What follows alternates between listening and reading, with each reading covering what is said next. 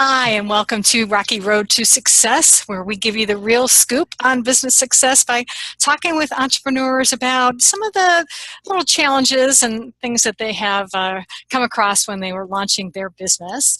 I am Gloria Rand, your host, and I am an award-winning SEO blogger and also the owner of Web to Wealth Marketing. And today I am pleased to have with us Sue Urda. She is known as your feel-good guidess. I like that. Instead of goddess, it's Yes. guidess. That's pretty cool. I'll ask you about that in a little bit. But anyway, she has impacted thousands of individuals through her transformative talks, inspirational writings that teach people to embrace the power of feeling good, which is pretty cool. She's a two-time honoree on Inc. magazine's list of the 500 fastest growing private companies.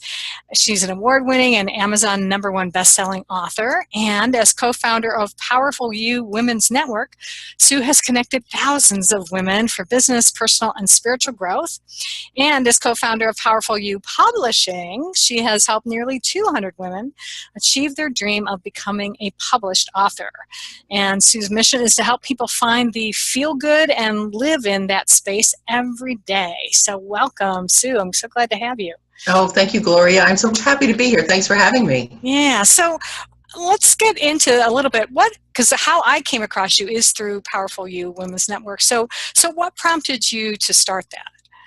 Well, we started that almost 12 years ago now. And the reason, I know, it's thrilling. Really, it's so exciting. January is 12 years. So we're excited about that. And, that's one thing that's kind of interesting. When you first start a business, I think that you think it lasts forever, but that's not always the case, because I had other businesses before Powerful You Women's Network, and they didn't last forever.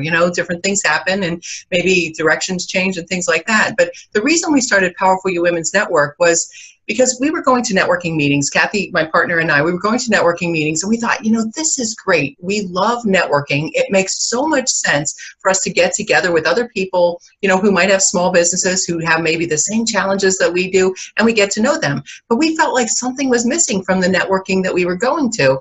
And at a base level, we thought it's the heart. We're missing that real heart-to-heart connection, and that real time during meetings where we actually talk to each other. A lot of network meetings have speakers and then they have open networking time, but how can we as a group get to know each other, within the group? So maybe it's 5 people at the meeting, maybe it's 35 people at the meeting, but whatever it is, how can we do that? So we thought, well, let's have discussion topics during our meetings. So that's what we do. We have a discussion topic. We talk about it.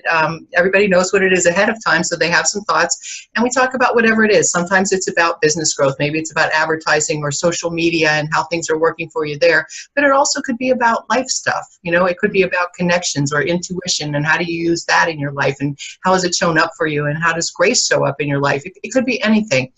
But what we found really that was the cool thing when we're having these discussions is that, I might not personally get to talk to you during the meeting because there's just not enough time, and you're busy with somebody else or whatever. Yeah. But group discussions, you can hear somebody from across the room and you say, wow, I like what she said about that. I have to talk to her about that. Or, oh, I know somebody I should refer her to because she's my cousin would resonate so much with her, or whatever it is, like that's the kind of stuff. So we got such a great response from that. And the other things we do at our meetings, we wanted to have it not just business development or business. We wanted to do business, personal, and spiritual growth, because we know we're holistic beings. Wherever you go, your whole self is there. So we invited it into the meetings. We said, let's talk about everything. Let's be ourselves. And so women feel very comfortable that way. And so we also added 2 other parts to the meeting. A gratitude share is how we close our meetings every day or every meeting, because we know that gratitude helps us to raise our vibration. And we thought, well, let's do that. And it goes into what I'm doing now is the feel good stuff. Gratitude helps us to feel good. And when we're feeling good, things flow for us. And so that helps us with our business growth too. So we added the gratitude, and then we do a growth and success share where people get to share, whatever is going on in their life or business, or where they've had some sort of growth or some sort of success, which ended up a lot of times being personal. Some people shared things about their kids. My son had got the top grade in his class or whatever, or my child got through a really tough time with bullying or something like that. Or it could have been, oh, I got this award from, in my type of work that I do. Right. So it's just really actually getting to know each other, which we think, connections, I believe, are the essence of life. And so when you start there and you connect with other people, good things happen. And so often, so many people that started a business, they, because we have mostly entrepreneurs that are part of our network. So many people that start a business, they do it for themselves, by themselves, and they need that support. They need that, hey, what's been going on? It's why you're doing your show right now, Right. Yeah. Exactly, because, we're helping people who, we've been there, we've done some stuff, and maybe they can learn from us. So that's what happens in networking meetings too. So it's really kind of cool. We love it.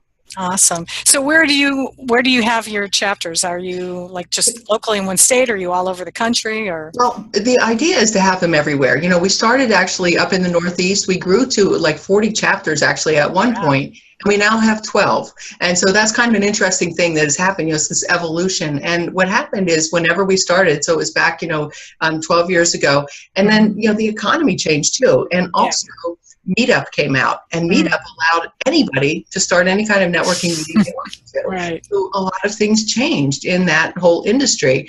And that's one of the things that, most of our meetings, I forgot to tell you, it's mostly in the Northeast, New York, New Jersey, Connecticut. We also have a meeting in Tennessee, and we have one here in Florida, in Fort Myers, Florida, on the West Coast.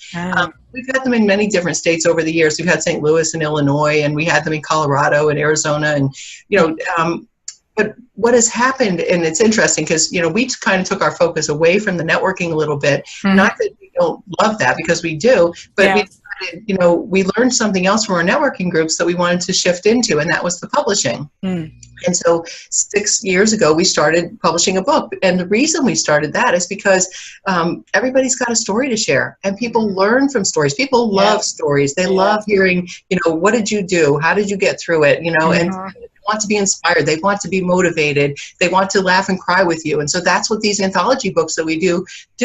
And we started it because we heard these things in our network, and that's how people were, learning there. So we thought, well, let's do this so that people can share their stories, but also so that the people that were sharing their stories had more exposure for themselves. By sharing their story, they get exposure to a whole different networks, whole different markets, whole different sort of people. Through the other authors, and just being able to say, hey, I'm an Amazon bestselling author, they get to take that, and maybe they get more speaking engagements, so that's other ways that we help them get more exposure in their businesses. So, for especially entrepreneurs, it's a wonderful way to open doors for yourself and get to reach new clients. Yeah, absolutely. That's awesome. So how did this, I love how you say that you're the feel-good guidess. So how did that come about? How did you? I think it came about just like so many things come about. The thing that, we teach what we need to learn, right? So, I have this yearning to just feel good. I stopped watching the news years ago because it made me feel bad. I would get depressed. I would feel anxious about, the stuff that was going on in the world. Not that I don't care about it, because I do, and not that I want to put blinders on, but what I learned by doing that, it really changed my perspective on life, and I did start to feel better. And my thought is the same thing, the reason we share gratitude at the meetings. If we focus on things that help us to feel good, and we raise our vibration, things flow more easily in our lives. So, and I have noticed that when there are people that are out there, and they help you to feel better, right? There are people that make you smile. When you see them, you smile. They lift your spirits. They walk into the room, the energy changes. It's a beautiful thing for everybody. And I thought, I want to be a part of that. I want to help more people do that. And so that's really where that came from. The actual name came from my friend, Jennifer Connell. And she said, I was trying to figure out, everybody says, oh, you have to title yourself somehow. I'm like, okay, well, what is that? And people were saying, oh, you should be the feel-good goddess. And I'm like, goddess just doesn't do it for me. Like, I don't know, that seems too big for me or something, or too, I don't know, just it wasn't me. I'm not a goddess, you know?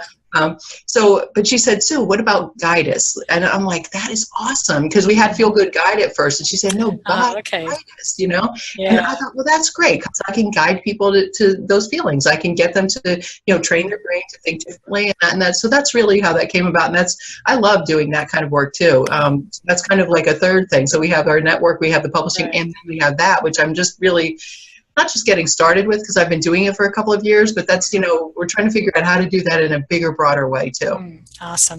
So so either starting with the the Powerful You Network, or even some of your other businesses, have there been, or was there anything, looking back now, it was like, if I'd only known now, Yeah. but I didn't know then, were there, any one kind of big mistake that you made, you wished you, hadn't done, or at least that and maybe just what was a lesson you learned from it? Well, there are two things really that when I think about that.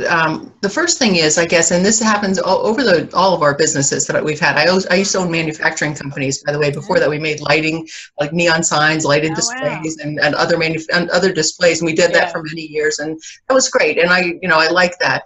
But the thing that I found that happened for me in any business that I started is I always seemed to underestimate the time that it would take to get a result, whatever that was, to get a new client, to get in the network, to get members, to get in the publishing company, to get authors for the anthology books. I always seem to underestimate that. And I like to think it's because I'm super optimistic. Because I like to think I'm a good planner too, by the way. No matter how much I plan for that, it's not always my time frame. It has to do with a lot of different factors outside of me. Right. So I've learned that from that I need to overestimate. So I can sit there and okay, this is what I want to have happen by 6 months from now. Yeah. But knowing that it might be 8 months or even 12 months from there, it's on different factors. So I also learned flexibility. I learned to adapt to different things because of that. Because often, even the way I wanted to do it, I thought it was the right way, of course. Otherwise, I would do it some other way. Right. So I'm starting out, following this path, doing the things I think I'm supposed to do, following sales paths and models and all this stuff. And yet still the time frames were out there. And I still tend to do that, unfortunately, but I do adjust. So I did learn to adjust. But then the other thing that I find is that I have overestimated the commitment maybe from other people. Because as an entrepreneur, I find that, I'm very committed to what I'm doing. When I make a decision, I do it. And that's just what it is. And I like to think I do that not only for my stuff, but if I commit to somebody else, I do the same thing. Yeah. But I have found that I have overestimated at times other people's commitment to what we're doing. So, for example, for our networking meetings, we get facilitators to run the meetings for us. They decide to do that. And some of them, they follow every step along the way. We give them a manual to follow, and here's some steps, and here's what you can do for marketing and promotion, and here's some, whatever, here's how you run your meetings. And we're finding that some people just, they are busy. Everybody's busy. We know this, everybody's got a million things going on. Right. Well, this is the most important thing because it's our thing, Yeah. So I found that I was overestimating other people's commitment maybe to my projects. So again, that for me, what I learned from that is in order to better estimate that and understand what their commitment level is, I need to ask better questions. I need to really, delve deeper, not just take that initial excitement that's there, because it always is there. Initially, it's like, oh yeah, I'm going to do this and this and this, and then they only do this and not this and this. So it's kind of like, how do I do that? I need to ask better questions so I can really understand where they're coming from, understand what they're willing to, to give to our projects and that, and work with that.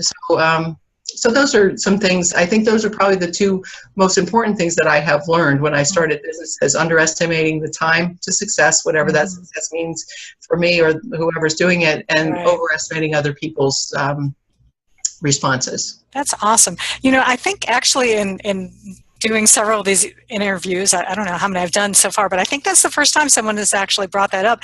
And I've definitely can relate to it, because I've had that experience, and I've definitely, one of the things when I first started, just even starting my copywriting business, was to make sure that and that was something that people always said, is to overestimate how long it's going to take, because that way you don't, you always want to be able to under promise, over deliver, instead of the other way around, because that's where you can get into trouble. So that was important. And definitely I can also relate to the other part of people not always, I guess, maybe even meeting your expectations of what you wanted. So I think probably, I know I had that instance when I first hired a virtual assistant to help me out. I didn't set really the clear boundaries and expectations of what I wanted. And so, of course, then I was disappointed when things weren't working out. But then I realized it really wasn't her fault. It was me. So next time I did that, it made things a lot better when I was clearer on that. So Yep, absolutely. Yeah, having those specific guidelines for each of you so you have the real understanding. And sometimes I find putting that in writing matters a lot too. Yeah. You don't need some legal document, but something that Right. the two of you put together to say, here's what I'm going to do and here's what you're going to do. And we agree. And then Yeah. you both know it. And it's in writing and nothing can be misunderstood because it's there. Yeah, absolutely. Yeah, because that's the key, especially if you want to be able to grow your business and you want to be able to have employees. It's important to have those structures, have those procedures in place. So as you say, that way there might still be some confusion, but at least you can go back and say, okay, well, here it is. Here's the instructions. Yeah. This is what you're supposed to do. And if you still don't understand it, let's talk about it, and then we can make it better. So Yes. Yeah, that works great. yeah, that's awesome. So if you had one bit of advice for like someone who's maybe just starting out in business, or even maybe someone trying something new, maybe they've left the corporate world and now they're going out on their own, what one bit of advice would you have for someone in that situation? Yeah, it's interesting because I learned this years ago from Tony Robbins, actually, back in, 1999, I think I learned about that from him probably in 1996 when I was doing some other businesses. I was up in the middle of the night one night, as many of us entrepreneurs are, worrying about what's next. Right. But I bought that personal power tapes for a set from him. I still remember at the time it was the, what was it, not DVDs, it was the tapes. Cassettes or something. That was it. Cassette tapes. I still remember the boxes.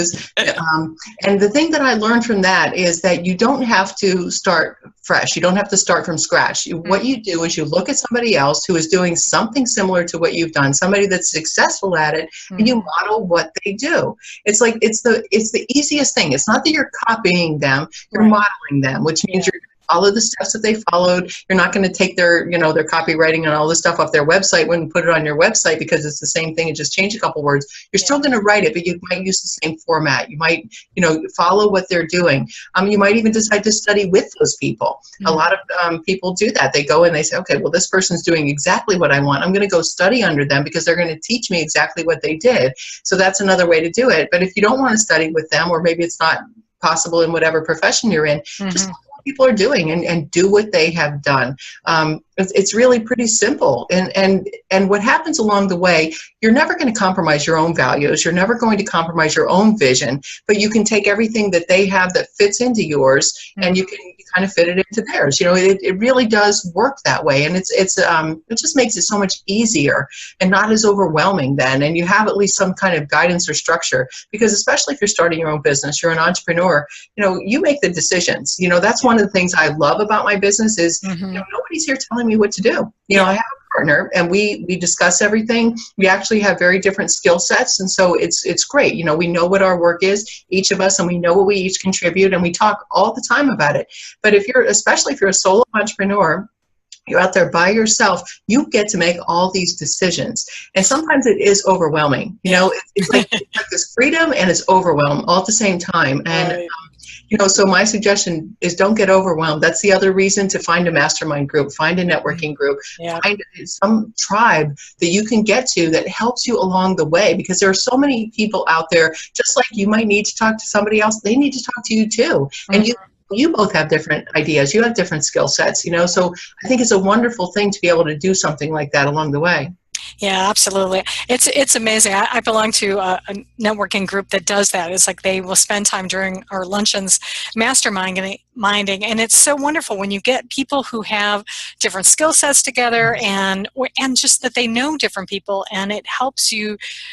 It's amazing. The collective mind, it just kind of, you start sparking off one another, I guess is kind of the best way I can say it. And it just is so much better because, you're not alone and you can bounce ideas off of one another, because otherwise it can be lonely, frankly, and frustrating when you're trying to launch something on your own. So I love that advice. I think that's awesome. Yeah. So thanks so much. Let's see, any other parting advice, or actually let me ask you this. So how can people get a hold of you if they want to learn more maybe about Powerful You and about the Powerful You publishing platform? What's the best way to know? That's great. I appreciate you letting me know, letting me say this. We have a couple of different websites. We have powerfulyou.com, powerfulyou.com, which is our women's networking organization. It's actually a great resource. We actually redid our website last year, and now it's full of videos, audios, and articles from all of our members. So you can go there, and we actually have a free membership. If anybody wants to join, they can just go join now. There's a free membership where you can also share all of your own resources and connect with our other members there too. So it's a wonderful resource. So that's powerfulyou.com. Then we also have powerfulyoupublishing.com, where we talk about all our different opportunities, which are anthology books. We also do some individually authored books. Now we didn't do that until this year, so we're excited to be doing that. And also we have a what we call our Wisdom and Insights book series, which is an easy to write series of books, which is your book in our series of books. That's an easy to author. It's a 100-page book, very short, easy, so they can look up that and see what that is. And actually, you know, the thing that's so interesting in talking to all these authors, everybody has a story, and everybody probably already has all the information, enough information for probably 10 books already, 10 different topics. Yeah. But I think it's going to be overwhelming, but we help them to get to that point where we make it easier for them to get published. And then if people would like to reach out to me, my website is sueurda.com. That's SUEURDA.com. And they can go to my website. And actually, I have something on there where they can download a free feel-good webinar. Which is, you know, just some great, simple advice to help you to feel good, just kind of everyday little stuff that you can do to feel good in your life. Awesome. That's fantastic. I appreciate that. And I'll put those, make sure that I put those links down below when I post this on my website. So awesome. Make sure that people can see that. So cool. Well, I am so glad that you were able to take some time out of your, sounds like you have a busy day, busy schedule, and handling all these things. So your different personas and different hats. So yes. So it's fun. I love it. I appreciate it. I appreciate being here. I love taking time for this because, you know, for me, I love listening to things like this because I know that everybody has some nuggets or things to share. So I appreciate you allowing me to share mine. Oh, well, awesome. Well, thanks so much. And yeah, so until next time, I am Gloria Rand, wishing all of you peace, love, and prosperity. Awesome.